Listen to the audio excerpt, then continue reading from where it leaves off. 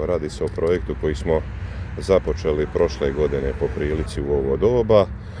Rok završetka je bio 9. mjesec, više manje izvođači su to priveli kraju, ali evo čekao se tehnički pregled, normalno primopredaja.